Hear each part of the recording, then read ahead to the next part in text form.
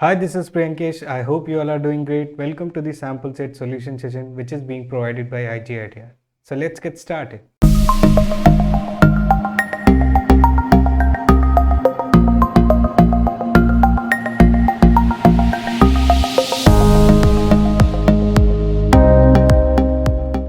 This video is in continuation with the part 2. In this, I am going to cover the next 10 questions. So let's begin with the question number 21.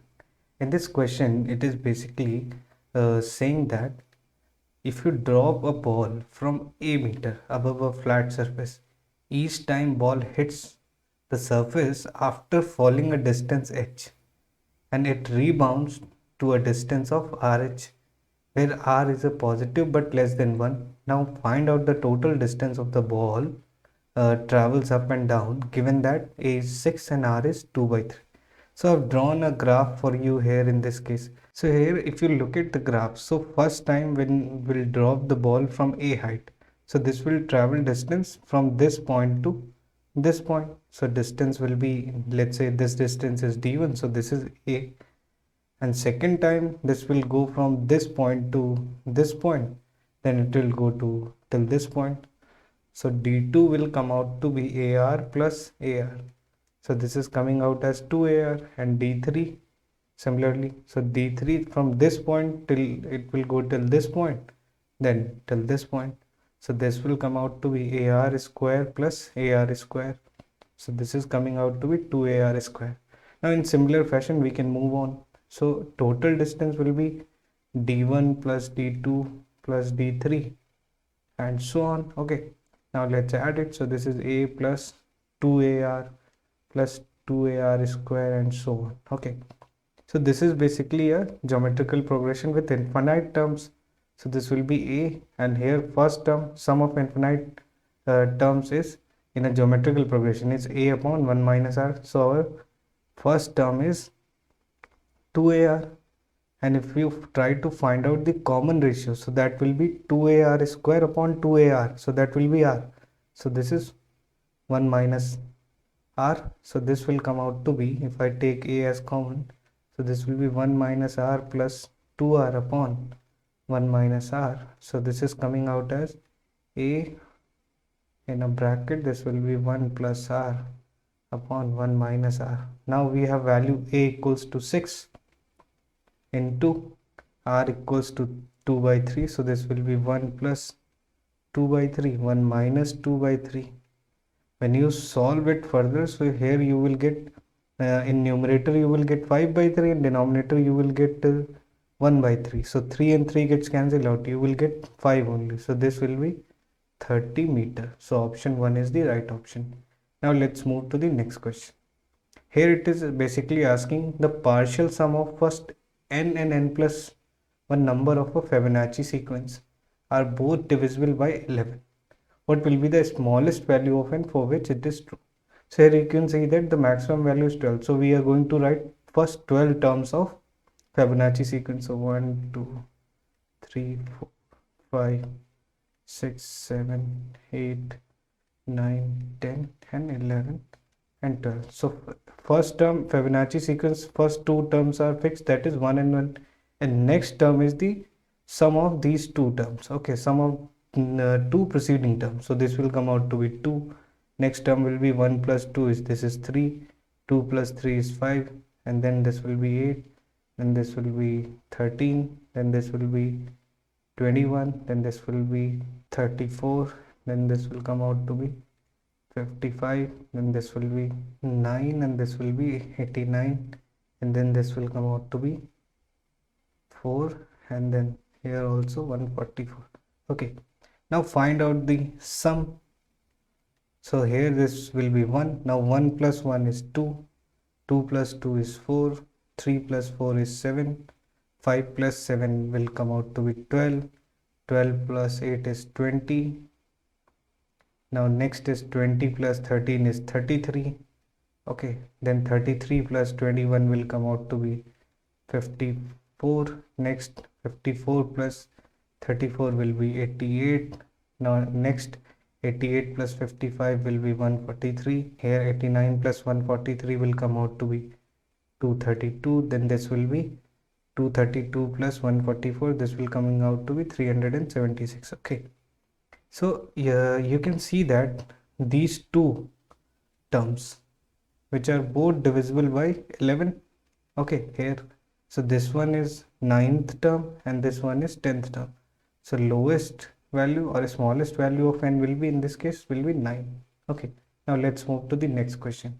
Here it is basically asking an arithmetic sequence has fifth term equals to 22. So T5 is 22, that is a plus 4d equals to 22, equation 1. And next T15, it is given as it is 62, so this is 62. Now it is asking to find T100. Okay, so this we have to find. So here T15 will be a plus 14d equals to 62, equation 2. Now subtract equation 1 and 2, so I am writing here this will be a plus 14d equals to 62. Now subtract it, so a and a gets eliminated. 4d minus 14d will come out to be, here this will be minus 10d, and 22 minus 62 will come out to be minus 40. So d is coming out to be 4. Okay, now put this value in equation 1. Put in equation 1. So you will get a equals to 22 minus 4d. So 4 into 4, this is 22 minus 16. So a is coming out to be 6. Now find out the T100. So that will be a plus 99d. So this will come out to be 6 plus 99d. 99 into d value is 4. So 6 plus 9 4s are 36, 3, 9 4s are 36, so 396 plus 6, that is 402. So option is second option. Now let's move to the next question. Here it is basically saying that find out the sum of first 50 even positive integer. So first positive even integer is 2, next is 4, and so on. If I move till 50, so 50th will come out to be 100. Okay, now we have to find the sum of this. So S50, this will be, it is basically an arithmetic progression. So sum of in terms, when first and last term is given, this comes out to be n by 2 in a bracket a plus l. So here n is 50 by 2. In a bracket, first term is 2 and last term is 100. So this will be 50 into, this will be 102 by 2. So this will come out to be 51.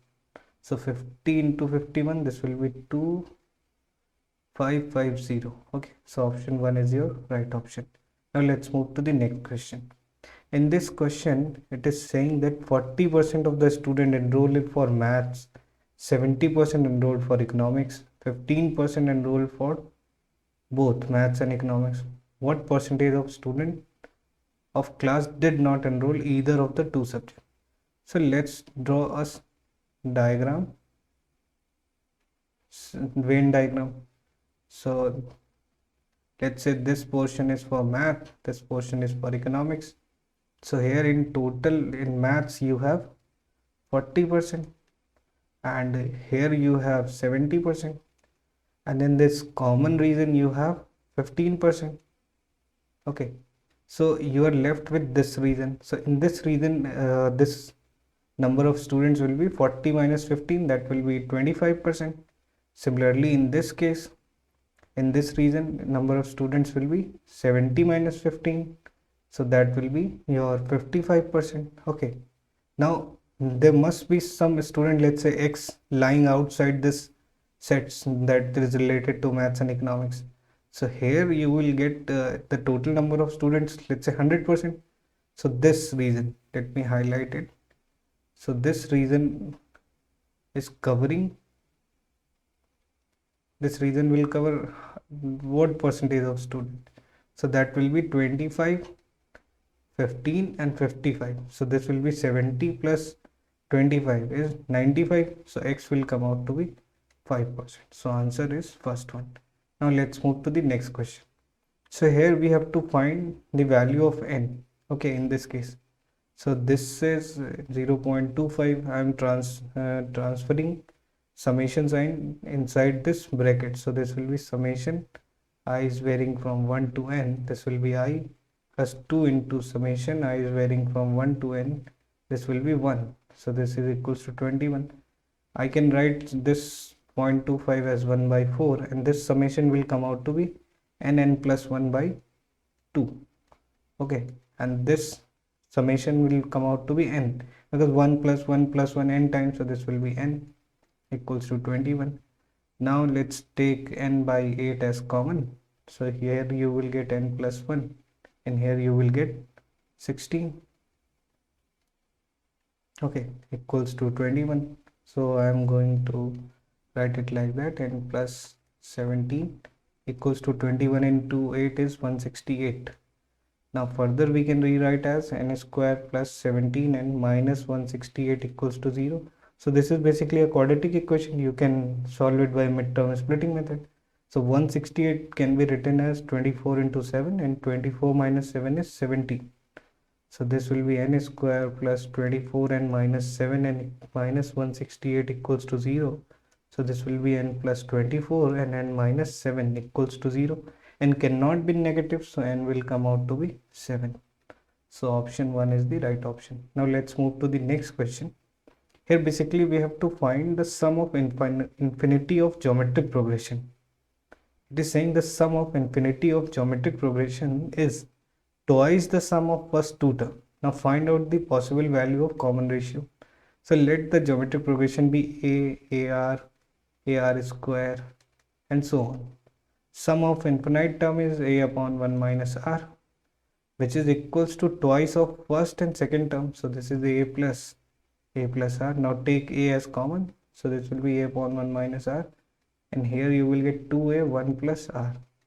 Now a and a gets cancelled out, and if I multiply 1 minus r with this, so this will be 2 times 1 minus r square. So here 1 minus r square equals to half. So r square is coming out to be 1 minus half, which is half. So r will come out to be plus minus 1 upon root 2. So this will be your answer. That is option 3. Now let's move to the next question. Here in this case, you have to find the equation of parabola with focus 0, 4 and vertex 0, 0. So here both are positive. So look at the focus, that is of form 0, b. Okay. So this will take this shape. Okay. So this form is basically x square equals to 4ay. Okay. So this is your, let's say, focus, that is 0, 4, and this is your vertex, that is 0, 0. Okay. So here your a value will be nothing but this. This is the distance, that is 4. So the shape of equation of parabola will come out to be x square equals to 4 into 4y. So this is x square equals to 16y. So option 1 is the right option. Now let's move to the next question.